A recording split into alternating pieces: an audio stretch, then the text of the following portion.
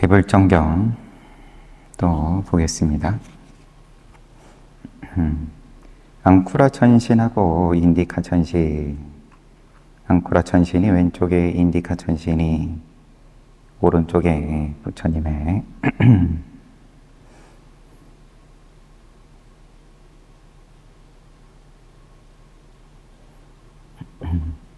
가깝게 앉았다, 바로 옆에 앉았다라고는 안 돼 있고 가깝게 앉았는데, 앙쿠라 천신은 12요자나까지 떨어지게 되었고 계속 양보를 하다 보니까 부처님의 오른편에는 산투시타 천신이 앉았고, 산투시타 천신은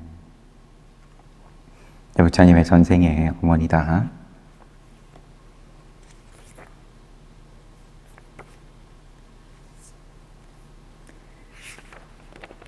그래서 앙쿠라 천신하고 인디카 천신에 대해서 그들의 이야기가 각각 전생 인연들이 나오고, 공덕의 차이에 대해서 부처님께서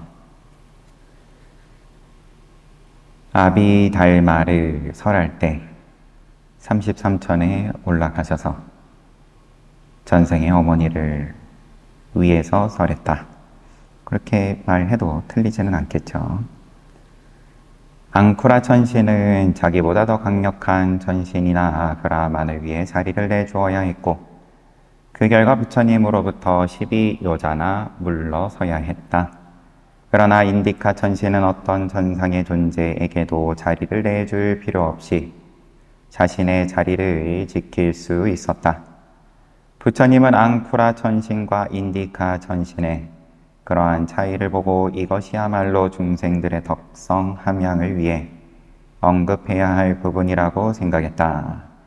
다시 말해서 부처님들의 가르침이 번성하는 동안 지은 선업의 공덕, 부처님들의 가르침이 번성하는 동안 지은 선업 공덕과 불법이 절멸된 암흑기에 지은 선업 공덕이 어떻게 다른지 드러내고자 한 것이다.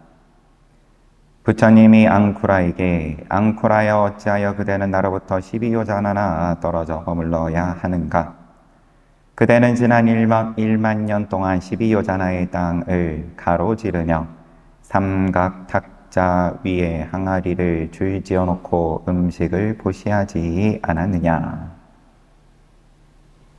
오 제가 신자 앙쿠라여 어찌하여 그대는 1만 년 동안 12요자나의 땅에 항아리를 줄지어 놓고 음식을 보시하여 공덕을 쌓았음에도 강력한 천신들이나 브라만들이 올 때마다 자리를 내주면서 뒤로 물러나 앉아야만 하는가? 지금 그대는 나에게서 12요자나나 떨어져 앉아 있지 않은가? 이제 내 앞으로 와서 머물라. 부처님의 말은 지상까지 이르러 이 세계의 사람들에게도 들렸다. 부처님의 질문에 대한 앙쿠라 천신의 답변은 1과 2분의 1 개송으로 되어 있는데, 결집 때의 대장로들이 2분의 1 개송을 보충해서 2 개송으로 만들었다. 직접 인용을 해놨어요, 개송을. 정신적, 육체적인 침착함으로 인도하는 2가지 명상을 실천한 부처님으로부터 질문을 받은 앙쿠라 천신. 부처님의 가르침이 절멸한 암흑기에 오랫동안 선행을 했던 앙쿠라 천신. 그가 공손히 답했네. 가장 수승하신 열애시여, 저는 보시 받을 자격을 갖춘 덕 있는 사람이 한 명도 없는 불법이 사라진 암흑기에 부지런히 선업을 지었습니다. 불법이 절멸한 암흑기에 행해진 저의 선행이 어떻게 저를 훌륭한 장소에 서 있도록 도와주겠습니까? 반면 인디카 천신은 헌신적인 신앙심을 갖고 아누루타 대장로에게 한 국자의 쌀밥을 올렸습니다. 그리하여 은빛 달이 모든 별들의 빛을 능가하듯 저의 과보를 능가하는 과보를 얻었습니다. 그리고 같은 이유로 천신들의 10가지 행운을 누리는 특권을 얻었으니 가르침이 사라진 암흑기에 공덕의 씨앗을 심은 우리들보다 수승합니다. 이번에는 이 부처님이 인디카 천신에게 물었다. 인디카여, 그대는 내 오른쪽에 앉아 조금도 움직이지 않고 있구나. 어째서 그대는 강력한 천신이 도착할 때 자리를 비켜주지 않는 것이냐? 인디카가 말했다. 가장 수승하신 열애시여, 저는 기름진 땅에 씨앗을 조금 뿌린 농부와 같습니다. 그런 비유를 통해 알 수 있듯이 저는 보시를 받을 만한 자를 만나는 행운을 지녔던 것입니다. 그런데 인디카는 보시받는 자의 자격과 자질을 찬탄하는 사수의 내수의 개송을 읊었다. 보시를 받을 만한 자를 만나는 행운을 지녔다. 개송. 비록 많은 양의 씨앗을 심더라도 그 밭이 바위 두성이거나 소금기가 있거나 부식이 잘 되거나 불모이거나 균형이 깨져서 있는 무더기라면 소출은 무시해도 좋을 만하여 농부에게 실망을 줍니다. 비유를 통해 알 수 있듯이 부처님의 가르침이 존재하지 않는 암흑기에 살고 있는 덕 없는 사람에게 행한 보시는 그 규모가 아무리 방대하다고 하더라도 그 공덕은 무시해도 좋을 만하여 시주에게 실망을 줍니다. 가장 수승하신 열애시여, 1등급의 기름진 땅에 15일마다 적절한 비가 내린다면, 또는 2등급의 기름진 땅에 10일마다 적절한 비가 내린다면, 3등급의 기름진 땅에 5일마다 적절한 비가 내린다면 그런 땅에 씨앗을 심고 열심히 일한 농부는 그 결과에 기뻐할 것입니다. 이와 같이 유덕하고 스스로 삼매에 들어 고요한 성자들에게 보시하는 데서 일어나는 과보란 위대하고 풍성한 것으로 판명될 것입니다. 기름진 땅의 소출처럼. 이와 같이 인디카 천신은 사수의 개송을 가지고 시기와 수혜자에 따라 베풀어진 보시행의 차이를 설명했다. 부처님께서 앙쿠라여, 보시와 보시의 수혜자에 대해 올바른 선택을 해야 함은 온당하니라. 보시물과 보시의 수혜자를 올바로 선택하면 그 유형에 따라 과보가 나타나게 되느니 기름진 땅에 심은 좋은 씨앗의 경우와 같으니라. 그대는 이러한 훌륭한 보시를 할 수 없었으니 그대가 불법이 성행하는 시기에 태어나지 못하고 불법이 퇴락한 시기에 태어났음인즉 그리하여 그대의 선행은 인디카의 경우와 같은 결과를 가져오지는 못했던 것이니라.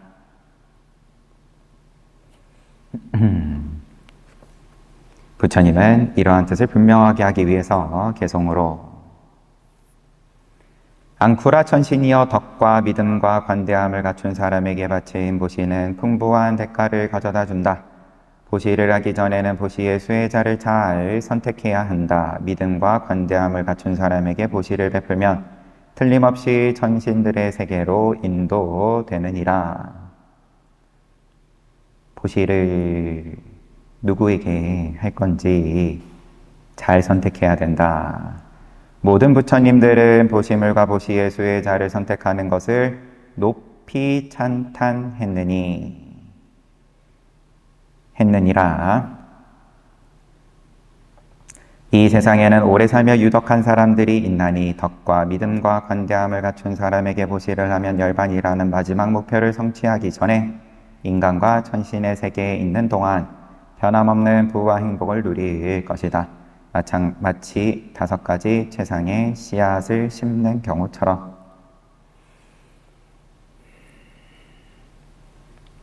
열반이라는 마지막 목표를 성취하기 전에 인천의 세계에서 부와 행복을 누릴 것이다.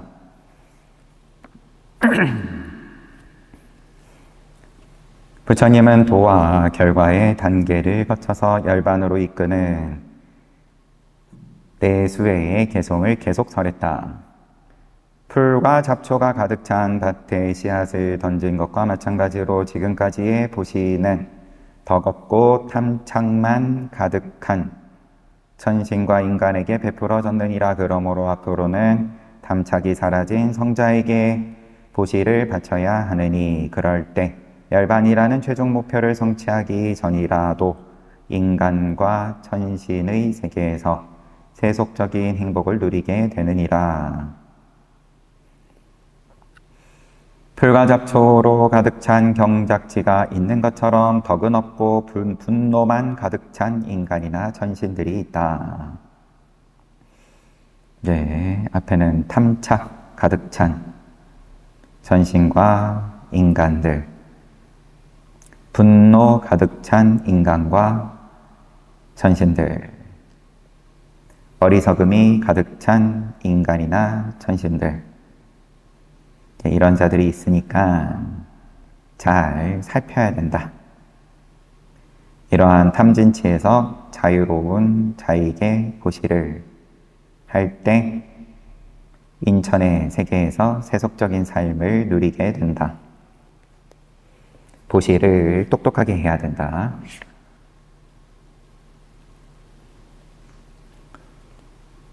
다섯 가지 감과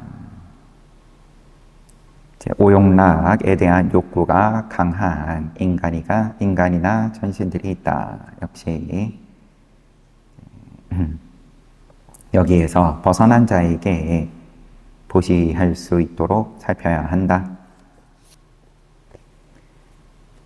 부처님이 설법을 마치자 앙쿠라 천신과 인디카 천신은 예류과를 얻었다. 아울러 그 가르침은 모든 천신들과 브라만들에게 크나큰 이익을 안겨주었다. 하지만 과위에 오르는 건 과위의 깨달음을 얻기 전에 인천의 세계에서 부와 행복을 누리는데 차이가 있다라는 말씀이셨고, 예류과를 얻는 데는 가리지 않고 앙쿠라 천신도 예류과, 인디카 천신도 예류과, 이렇게 또 끝났어요.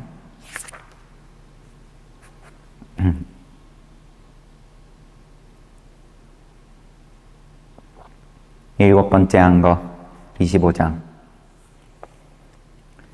부처님은 앙쿠라 천신과 인디카 천신을 예류과에 들게 한 뒤 일곱 번째 한거를 33천에 있는 사카위 옥자에서 가부좌를 한 채 보냈다. 그러고는 1만 세계로부터 모인 산투시타 천신을 비롯한 모든 천신들에게 밤낮으로 아비달마를 설했다. 부처님은 선법, 악법, 무기법에 대해서 설하기 시작한 뒤 안거기간 동안 계속해서 법을 설했다. 그것은 마치 천상의 강이 계속해서 흐르는 것과 같았다. 일반적으로 부처님들의 오전에 보시받은 음식을 찬탄하는 가르침을 베풀곤 한다. 그 가르침의 길이는 디가니까야와 마찌마니까야를 합한 정도이다. 그리고 오후에 도착한 천신과 인간들에게 설한 가르침의 길이는 쌍유타니까야와 앙구타라니까야를 합한 것과 같았다. 그 이유는 부처님의 심경로가 매우 빠르고 유분식의 개입이 대단히 적기 때문이다. 요 니까야들이 디가니까야, 이게 제일 분량이 많을 거고, 이제 분량들이 다 많은데, 그런데 오전 오후에 이 네 가지를 한꺼번에 다 설할 만큼의 이제 찬탄하는 가르침을 베푸셨다. 이게 가능한 이유는 심경로가 매우 빠르고 유분식의 개입이 대단히 적기 때문이다. 그리고 부처님의 입술은 균형이 잘 잡혀있고 구조와 움직임이 완벽하다. 또한 혀는 길고 부드러우며 미묘하다. 이 모든 특징들이 소리를 만들어내는데 기어에서 부처님의 말은 대단히 빠르지만 노래처럼 들린다. 보통 사람들이 한 단어를 말할 때 안한다 존자는 8개의 단어를 말한다고 한다.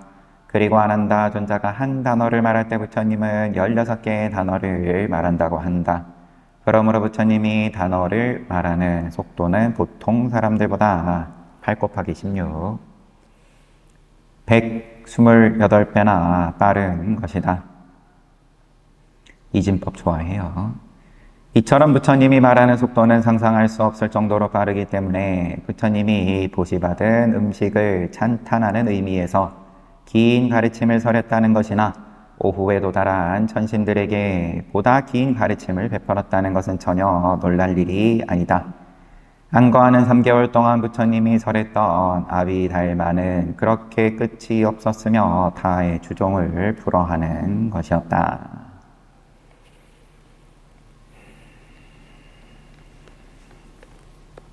모양으로서 이야기를 하려다 보니까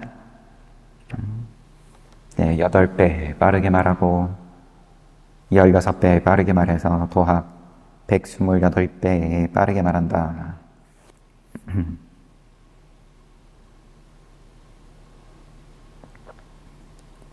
여러 가지 의미가 담겨 있겠죠. 그만큼 듣기도 좋고 사람들이 집중을 잘 하니까 8번 말해야 알아먹을 거 한 번만 말해도 알아먹는다. 이런 것도 될 테고, 또 기억이 그만큼 오래 간다. 이런 것도 가능할 테고요. 적은 설명으로도 전달이 빠르다. 건강 유지. 이제 33천에 계시면서 여기서 또 탁발을 그럼 하셨다는 말인 건지, 보통 오전에 보시받은 음식을 공양하시고 찬탄하는 가르침을 베풀곤 하는데, 여기서 이제 탁발이 아니라 계속 이제 공양을 누가 올려줬을 것으로 보이고요. 어쨌든 그렇다면 부처님은 3개월의 안거 기간 동안 줄곧 아비달마를 설하면서 육신의 건강을 어떻게 유지했을까? 간단히 말하면 이렇다. 부처님은 정기적으로 영양 물질을 공급받았기 때문에 그토록 오랜 기간 설법을 하면서도 건강을 유지할 수 있었다. 이제 천상에 있으니까 영양분을 자연스럽게 공급받으신 건지, 모든 부처님은 그런 문제에 대해서 분명한 입장을 가지고 있다. 부처님들은 대개 아비달마를 설하고 있는 동안에도 인간 세계의 시간의 흐름을 따른다. 그래서 부처님은 탁발을 하러 갈 시간이 되자 자신의 모습을 닮은 화신불을 화작해냈다. 화신불은 바루를 들거나 법의를 지닐 때 곧다마 부처님과 똑같이 움직였으며 말할 때도 똑같은 목소리로 말했다. 부처님은 그 화신불로 하여금 자신이 미리 정해놓은 범위까지 아비달마를 가르치게 했다. 화신불에게 아비달마 설하도록 하고, 그런데 부처님은 바로와 법의를 들고 아노다타 호수를 향했다. 아노다타 전상의 아노다타 호수를 향했다. 부처님이 아노다타 호수에 도착하자 천신들은 부처님에게 한쪽 끝을 잘 다듬은 작은 나뭇가지를 바쳤다.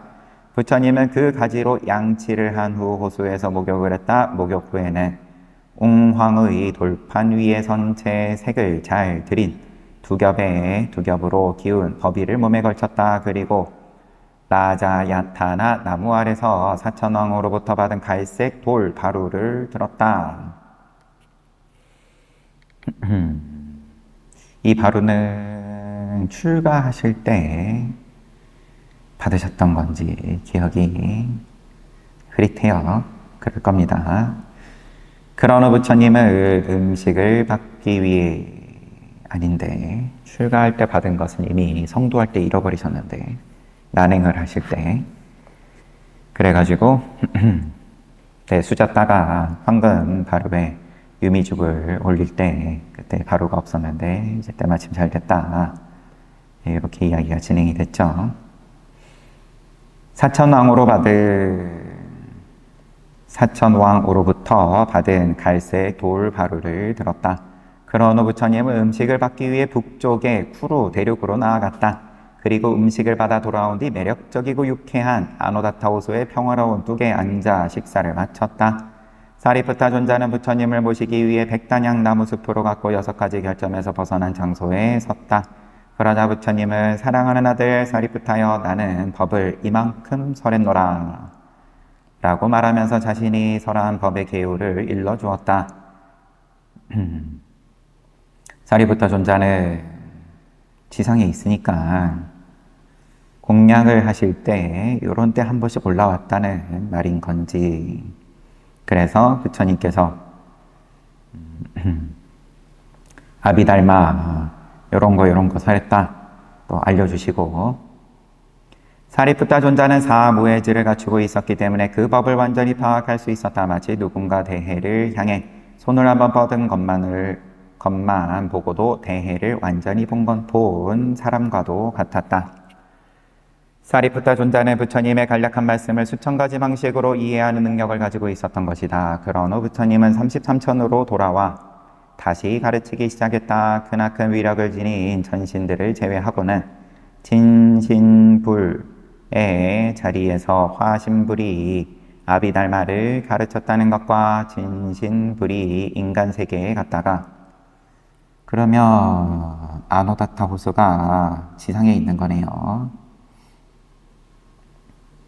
제가 조금 잘못 알고 있는 것 같은데, 아노다타 천상은 따로 있는데, 호수, 같은 이름의 호수가 지상에 있어서 내려가셔가지고 탁발을 해서 공양하셨다.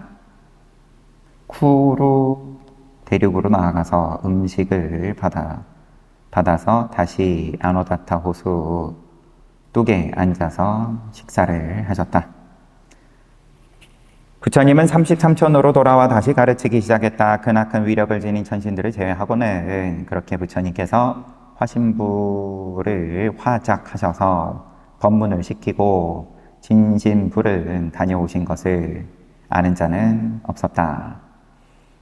화신불은 모든 면에서 진신불과 닮았으니 빛을 내는 것이나 목소리, 말투까지 똑같았던 것이다. 부처님에게 간략하게나마 아비달마를 배운 사리푸타 존자는 너무 짧지도 길지도 않은 형태로 매일 500명의 비구들에게 아비달마를 가르쳤다. 그 500비구들은 전생에 모두 한 동굴에 살고 있던 작은 박쥐들이었다. 까사빠 부처님 시대에 그들은 천장에 거꾸로 매달려 있었다. 그러던 어느 날 박쥐들은 아비달마를 잘 공부한 두 비구가 아비달마를 낭송하는 것을 들었다. 박쥐들은 달이 차고 기우는 의미조차 전혀 모르고 있었지만 비구들이 유쾌하고 조화로운 어조로 아비달마를 외우는 것에는 관심을 가졌다. 박쥐들은 아비달마의 의미, 예를 들어 5온 12처 18개 사제 등에 대해서도 아는 것이 없었다. 하지만 비구들의 아비달마 낭송은 박쥐들이 죽어갈 때 다음 생을 위한 훌륭한 의식의 대상으로 기여했다. 의미는 몰랐지만 이러한 낭송이 박쥐들이 죽을 때 다음 생을 위한 훌륭한 의식의 대상으로 기여했다. 소리는 어쨌든 쫓아갔다. 그리하여 박쥐들은 천신의 세계에 재생했던 것이다. 그들은 까사파 부처님 시대부터 고타마 부처님 시대에 이르기까지 한 번도 악취에 재생하는 일 없이 천신의 삶을 누렸다. 그리고 고타마 부처님 시대에 인간 세계에 재생한 것이다. 그들은 부처님이 펼친 한 쌍의 기적을 보았고 그로 인해 신앙심을 가지고 출가한 후 사리푸타 존자의 후견 아래에 구족계를 받았다. 그리하여 사리푸타 존자는 부처님에게서 간략하게 배운 아비달마를 그들에게 매일 설했던 것이다. 부처님은 하루도 빠짐없이 사리푸타 존자에게 자신이 천상에서 설한 아비달마의 내용과 범위 그리고 화신불이 설한 아비달마의 내용과 범위를 알려주었고 그 부분을 500명의 비구들에게 가르치라고 지시했다. 그런 뒤 부처님은 되돌아가 화신불의 설법을 이어 법을 설했다. 아비달마 강의는 아싸 유자월의 보름날인 안거 마지막 날에 마무리되었다. 그 결과 8만 코티의 천신과 브라만이 사성제를 자각하고 해탈했다. 또한 인간 세계에서 부처님의 어머니였던 산투시타 천신은 예륵과를 얻었다.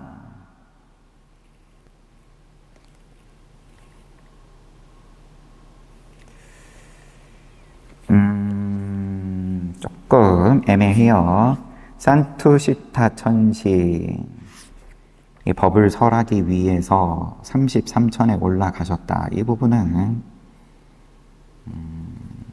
어제도 나온 거니까 33천에 올라가 안거를 준수했으며 전생의 어머니였던 천신을 위해 아비달마를 설했음을 깨달았다. 부처님이 어디 가셨나? 그게 아니라 이제 과거의 부처님들이 기적을 펼친 후에 어디에서 안거를 들었는지 부처님께서 살펴보시고 33천에 올라가서 전생 어머니 천신을 위해서 아비달마를 설했다. 그리고 부처님의 오른편에 산투시타 천신이 앉았다라고도 나왔으니까 33천에 함께 했는데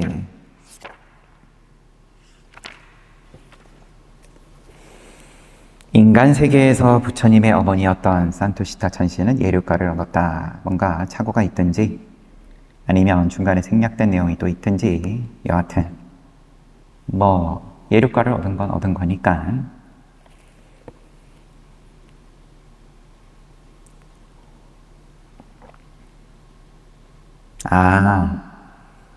수식어를 인간 세계에 있을 때 전생에 부처님 전생의 인간 세계에서 전생의 어머니였던 산투시타예요. 지금 인간 세계에서 예륵과를 얻었다가 아니라 부처님을 기다리는 사람들 아사유자월의 달이 차오르는 9일째 달이 차오르는 그러니까 안거 끝나고 9일 지나서 죄송합니다. 달이 다 차야 안거 끝나는 거니까 차오르는 중간이니까 안거 막바지예요. 이렇게 치면 달이 차오르는 9일째, 달이 15일째 다 차고 36요자나 지역 안에 남아있던 사람들이 마하모칼라나 존자에게 물었다. 존자시여 열애께서 지상으로 돌아오실 때를 우리가 여쭙는 것은 바르고 적절한 일입니다. 언제 오십니까? 이런 거죠. 열애께 예를 표하기 전까지 우리는 집으로 되돌아가지 않을 것입니다. 일주일 남겨놓고 그러자 마하모칼라나 존자는 좋습니다 라고 말한 후 땅속으로 뛰어들어 곧장 수미산의 밑에 이르렀다.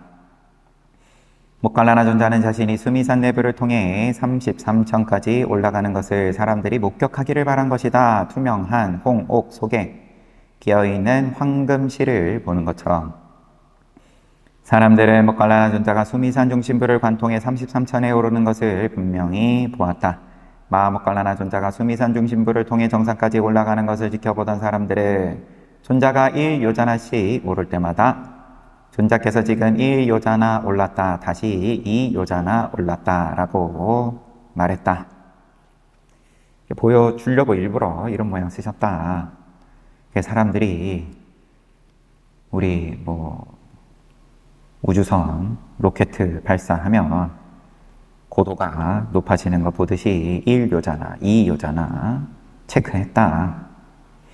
이 대중들은 지금 마하모칼라나가 책임을 지고 있었고 그 다음에 이들에게는 뭘 설했는지 얘기가 앞에 있었는지 그 다음에 죄송합니다. 사리푸타 존자는 부처님께 매일매일 가가지고 아비달마 과외 받아가지고 돌아와가지고 500 비구들에게 아비달마 부처님께서 천상에서 설한 것과 똑같은 법을 설해줬고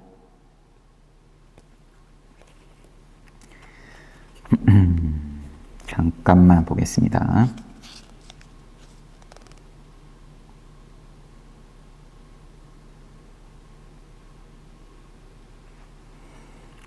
이제 마하모칼라나 존자가 아누르타 존자에게 이제 물어보라고 넘겨가지고 아누르타 존자가 부처님 지금 30선천에 올라가셨고 거기서 아비달마 설 하신다. 안거 지내고 오실 거다. 여기까지 다 얘기를 했어요. 보름날에 돌아오실 거다. 그러니까 대중들도 이미 일주일 남은 거 알고 있는 상황입니다. 그리고 마하모클라나 존자는 안거 기간 동안 그들에게 법을 설했다. 이렇게만 언급이 됐고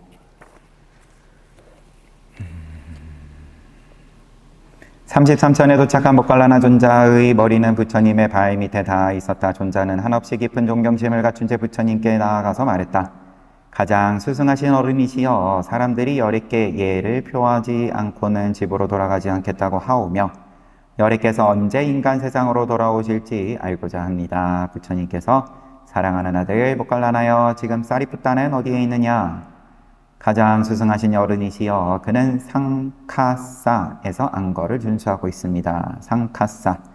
이에 부처님이 말했다. 사랑하는 아들 모칼라나여, 나는 오늘부터 7일째 되는 날이 아사유자월의 보름날, 자자의식을 거행하는 날에 상카사 시읍의 문으로 내려갈 것이니라. 두 시읍 사이의 거리는 30요자나이니라. 하지만 사람들에게 여행을 위한 음식을 준비할 필요는 없다고 말하라. 마치 쉬는 날 가르침을 듣기 위해 마을 어귀의 승원에 가서 계율을 준수하려 할 때,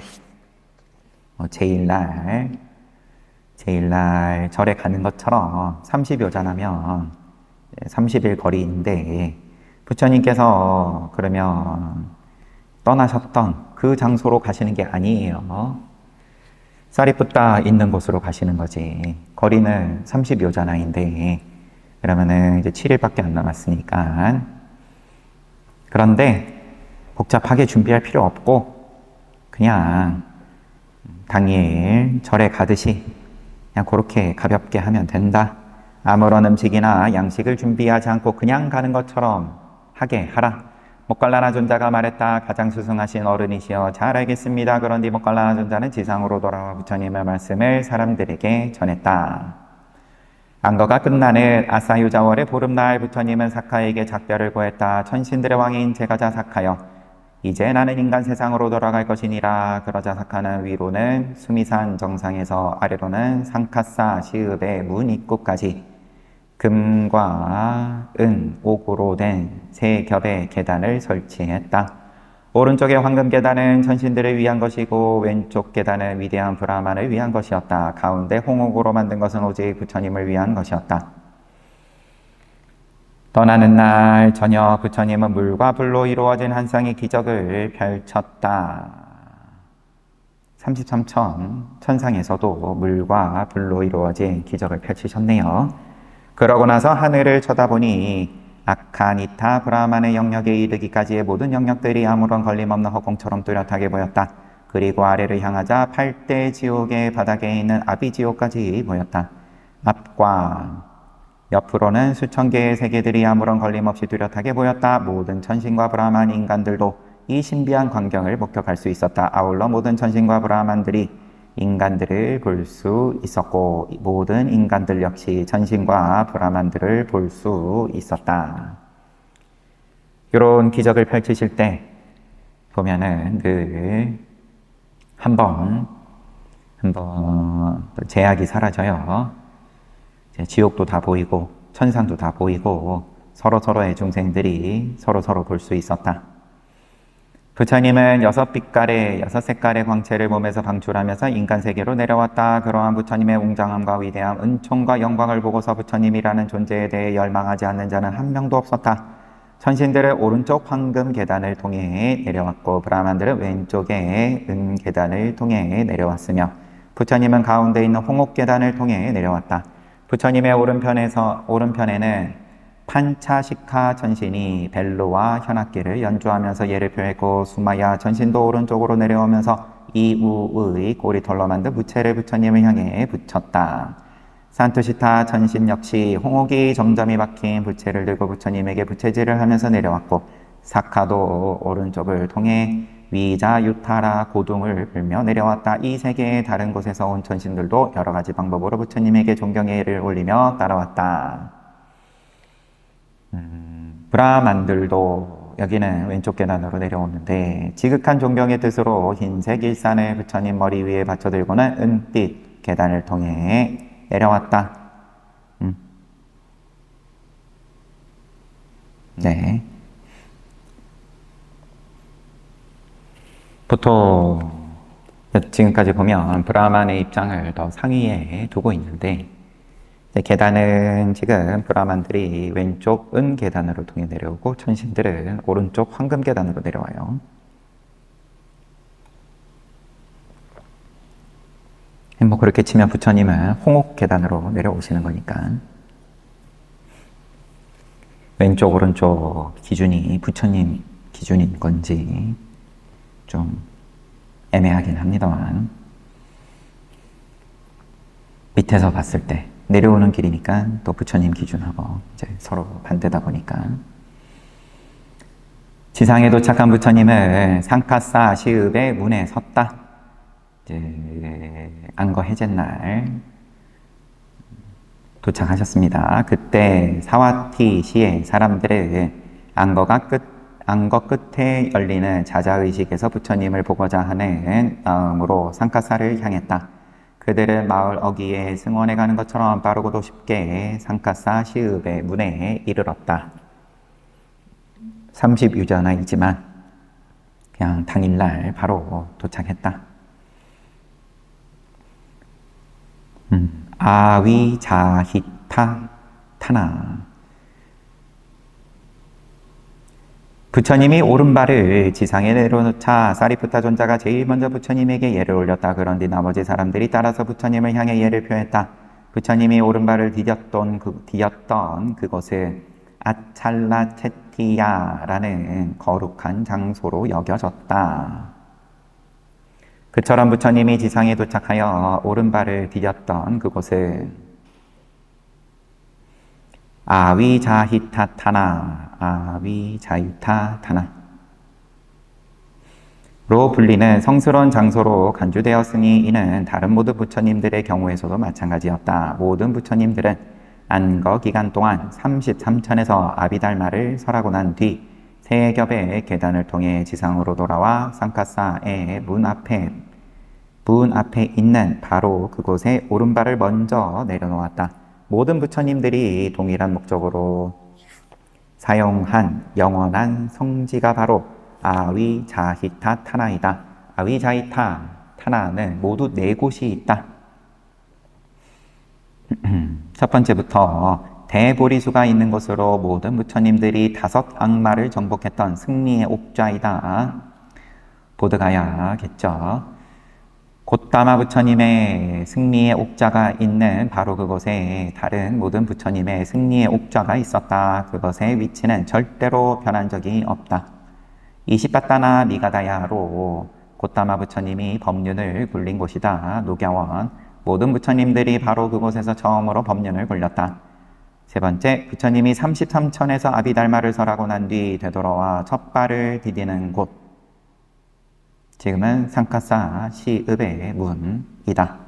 네 번째, 부처님의 침상이 있는 곳으로 제타와나 승원에 있는 곶다마 부처님의 향실이 그곳이다. 인도의 이제 4대 성지, 8대 성지를 이제 언급하는 곳하고는 또 조금 다른 느낌이 있습니다. 깨달음을 얻으신 장소, 그 다음에 이제 처음으로 초전법륜지 법을 설하신 곳, 그 다음에 여기 33천에서 내려와서 처음으로 발을 디디셨던 곳, 그리고 부처님 침상이 있는 곳, 제타와나의 향실.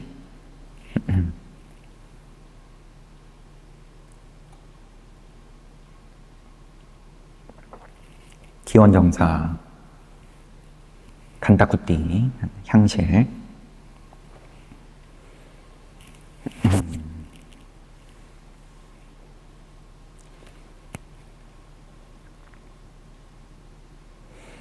부처님이 머무는 승원의 규모는 시대에 따라 다르다 하면서 이제 순서대로 윗바시 부처님의 승원은 1요자나의 크기, 부호 푸나빠 수미타가 부지를 기증했다. 땅 전체에 벽돌 형태의 황금을 깔아서 가격을 치렀다. 지금은 뭐 7가지 이렇게 나오는데 규모만 가지고 이야기를 해서 그런 걸로 보이는데, 이제 과거 부처님들에 대해서 그 기원정사 창건주 아나따 떼인따까 장자가 그러면은 그 제따와나 동산을 바닥에 황금 잎 동전 깔아가지고 매입을 할 때, 그때 이제 쭉 한번 상세하게 우리가 봤었죠. 과거의 부처님들 때 어떻게 어떠한 부호가 어떤 방식으로, 대부분 비슷비슷하죠. 규모는 좀 차이는 있어도 여기서는 승원의 규모를 통해서 7가지를 이야기를 하는데, 1요자나 크기 윗바시 부처님, 시키 부처님 3가부타, 이제 4가부타가 1요자나니까 25% 줄었어요. 웨사부 부처님의 승원 반요자나 크기, 카쿠산다 부처님의 승원 1가부타 크기 계속 줍니다. 코나가마나 부처님의 승원 반가부타 크기, 까사파 부처님의 승원 25사바 크기, 고따마 부처님의 승원 8카리사 크기. 다 어떤 식으로든 간에 모양은 달라도 이제 금을 깔아가지고 가격을 치렀습니다. 이처럼 승원의 규모는 시대에 따라 다르다 하지만 향실은 언제나 변하지 않고 똑같은 장소에 있었다. 지금 서가모니 부처님 때는 기원정사이고, 과거의 부처님들은 그 모양은 그때그때 따라서 규모는 달랐지만 향실의 위치는 또 절대 좌표였다. 변하지 않았다. 부처님이 지상에 오른발을 내딛자 사리푸타 존자가 다가와 예를 표하노 말했다. 여기 있는 천신들과 제가자들은 모두 성부를 열망할 정도로 부처님에 대한 숭배의 마음으로 충만해 있습니다. 그러자 부처님께서 사랑하는 아들 사리푸타여, 부처님들은 위대하고 은혜롭고 영광된 분들이기 때문에 모든 브라만과 천신, 인간들이 그분들을 존중하고 존경하는 것이니라. 부처님은 이처럼 말한 후에 설법을 하기 위해서 개송을 읊었다. 부처님들은 위대하고 은혜롭고 영광되기 때문에 인간, 천신, 브라만들이 존중하고 존경한다. 개송으로 사랑하는 아들 사리푸타여, 바르고 원만하게 깨달은 모든 부처님들은 5방식으로 선정의 실천에 대한 자제력을 획득하였고 그 선정에 몰입해 즐기시니라. 그분들은 또한 모든 괴로움에서 벗어난 열반이라는 절대적인 진실을 목적으로 하는 과정에 들어 계시느니라. 천상계에 있는 천신들과 브라만들조차 언제나 완전한 정념에 들어 계시는 이 부처님들에 대해 크나큰 숭배와 존경의 마음을 지닌 채 이렇게 선언했느니라. 우리가 부처님이 될 수 있는 이러한 드문 기회를 가질 수만 있다면 얼마나 위대한 일인가 라고 담마파다의 주석서에 의하면 그 가르침이 끝나자 브라만과 천신, 인간 3억 명이 해탈을 얻었으며 사리푸타 존자의 500비고들은 아라한과를 성취했다고 한다.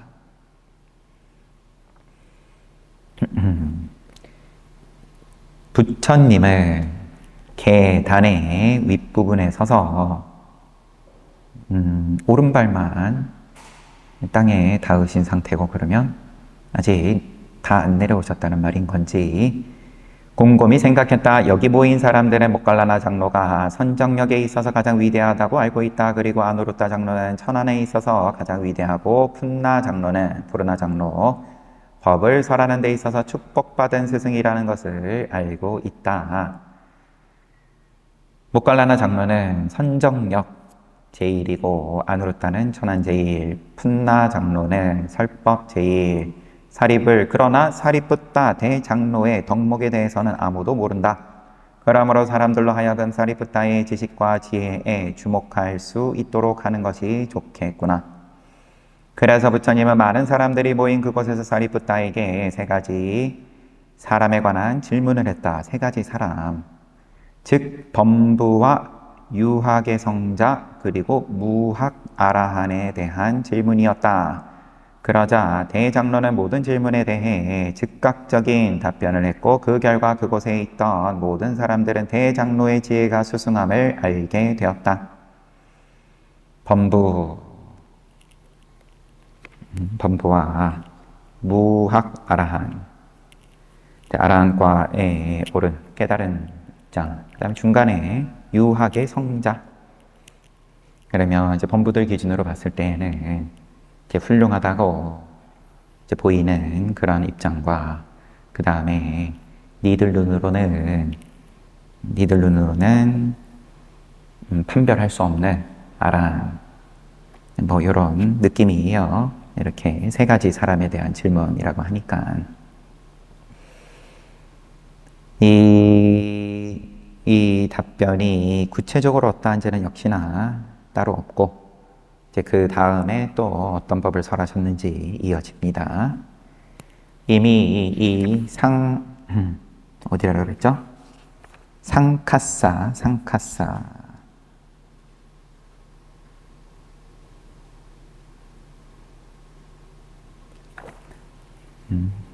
사리푸타 존자가 500의 비구들하고 안거를 놨던 상카사로 부처님께서 가신 것 자체가 좀 이제 이러한 의도가 이미 반영이 된 거죠. 방금 본 것처럼 여기 사람들이 지금 사리푸타의 덕목을 모른다.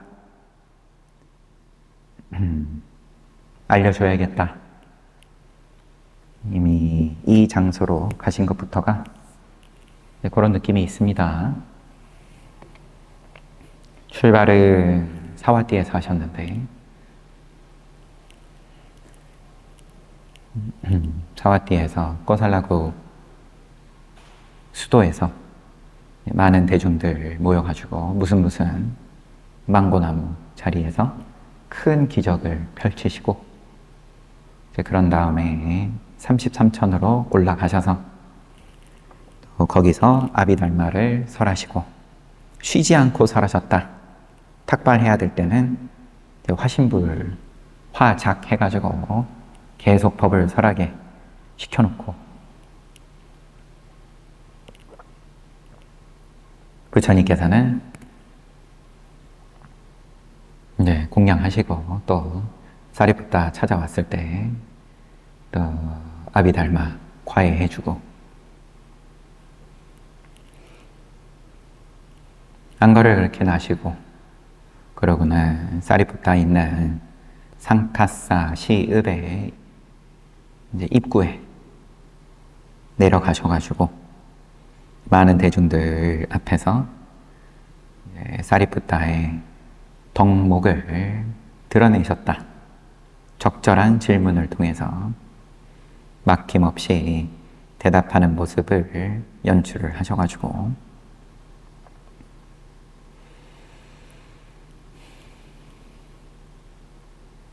잘 몰랐을까 싶어요. 아니면 이때 모인 대중들이 그때만 잘 몰랐던 건지 아니면 사람들은 하늘을 날아다니고 신통을 훨씬 좋아하던 시절이니까 뭐 지금이라 해도 마찬가지이긴 하겠지만 그리고 또 천안을 통해서 천상의 일을 늘 중계를 해주는 아누르타 존자도 이제 사람들에게 인기가 있었을 테고 설법제일 부르나 사리푸타 존자는 지혜제일인데 이제 지혜로는 거기에는 미치지 못해도 그만큼 설법을 잘했다. 푼나 장로 구르나 존자가 사람들이 듣기 좋게끔 법을 잘 설해서 그러면 역시나 또 대중적인 인기가 생기는 거고, 사리푸타 존자는 대불정경 요 책에서는 현재까지 나온 부분은 그냥 부처님께서 상수 성문으로 인정하셨다. 그 다음에 늘 상가의 굳은 일을 맡아서 하셨다. 부처님께서 유행을 다니실 때는 맨 뒤에서 뒤처지는 사람들 챙겼고, 또 절의 주변에 뭔가 이제 부족한 부분들을 챙기는 입장이었다. 지혜의 아난존자이기식으로 표현하면 총사령관의 모습을 막 그렇게 드러내서 보이는 장면은 한 번도 안 나왔어요, 여기서는. 그래서 이제 우리가 이제 총사령관 했을 때 받는 느낌에 비추어 봤을 때는 별로 적절한 비유는 아니지 싶어요. 총사령관은 지혜 제일이기는 한데, 그거를 휘두르는 느낌이 전혀 없는 분이었다. 잘 봤습니다.